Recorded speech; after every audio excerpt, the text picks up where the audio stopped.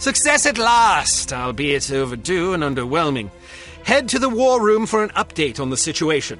Perhaps there is a shred of hope, after all.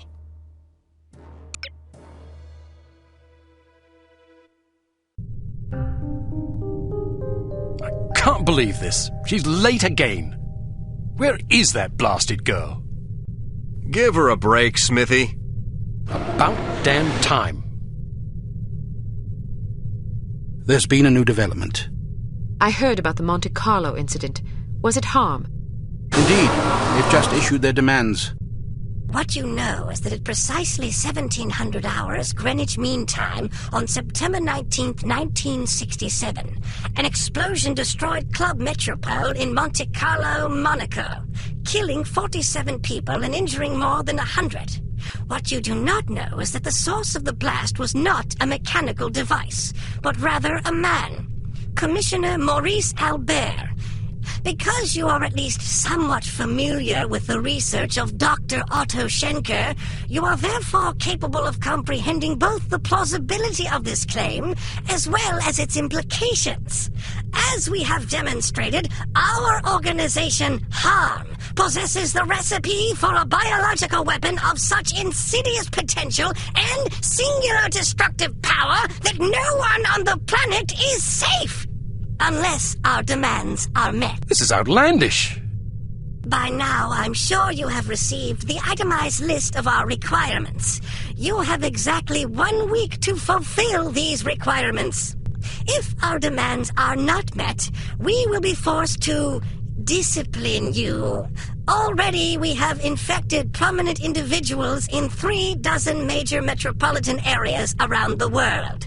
The first of our unsuspecting victims will detonate at exactly 0600 hours on September 26th. The estimated death toll is 1 million people! They're mad! The remaining victims will detonate at 6-hour intervals thereafter. Once our terms have been met, we will deliver a list of infected persons as well as a quantity of antidote sufficient to curtail this catastrophe.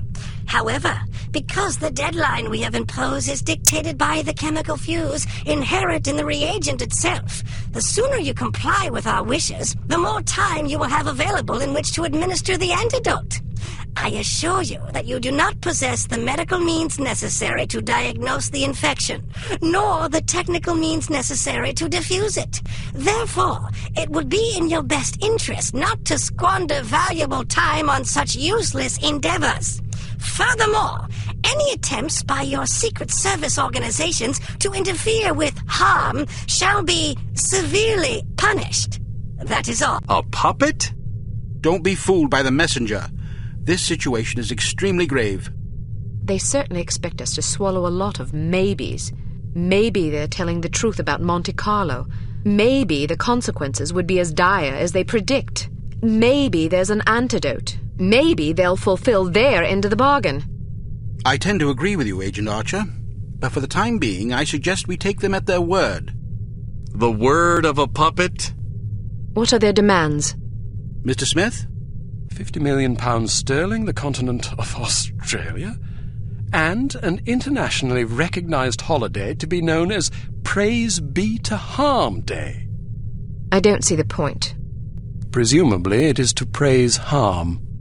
Not in the holiday. In their demands. It's obvious we aren't capable of fulfilling them. Harm must want us to forfeit. Nonsense. They may be madmen, but we have to presume they aren't completely irrational.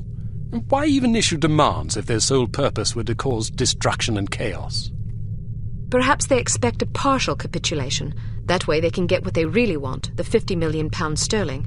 But they can also justify punishing us when we come up short on their other demands. It's obvious from the way they go on about their secret weapon that they're just itching to use it again. You hardly have the experience necessary to support such speculations. Archer may be onto something. In any case, Harm's motives are irrelevant. Our goal is to stop them, completely. No capitulation, no compromise. What about their warning? Once again, we must take them at their word. It is therefore imperative that we act swiftly and decisively. Our objectives are clear. We must obtain the list of infected individuals. We must get our hands on the antidote, and we must recover Dr. Schenker. And Volkov? He's only a threat if he knows what we're up to. If our theories are correct about Agent Lowry, Volkov shouldn't be much of a concern. What if your theories aren't correct? Then may God help us all. I hope we can come up with a better plan than that. What about the information we got off the ship? Well, the containers you photographed weren't accounted for on the shipping manifest, which comes as little surprise. However, much of the cargo aboard the freighter was on its way to a chemical plant in southern England. Not much to go on.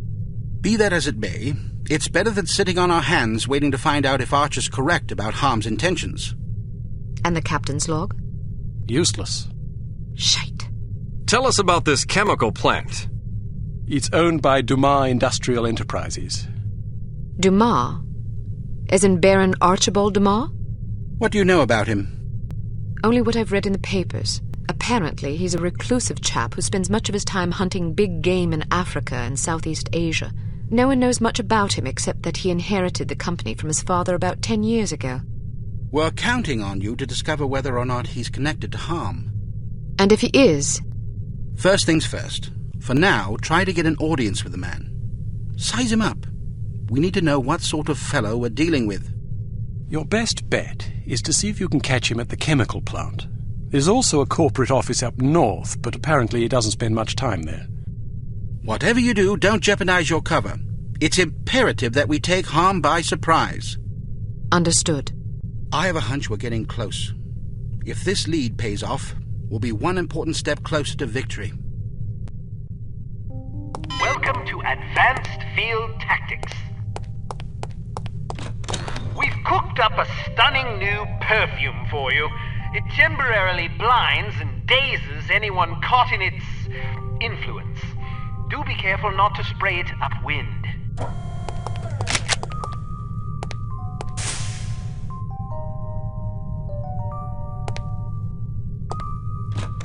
This little fellow is one of our most refined inventions, the P421 Canine Persuader. Just start it up with this convenient pull cord and set it on the ground. Using sophisticated olfactory sensors, the P421 will seek out the nearest dog within its range and release a cloud of pheromone gas designed to enamor canines of either sex. Quite useful for incapacitating bothersome guard dogs. Use your robotic poodle to distract the guard dog.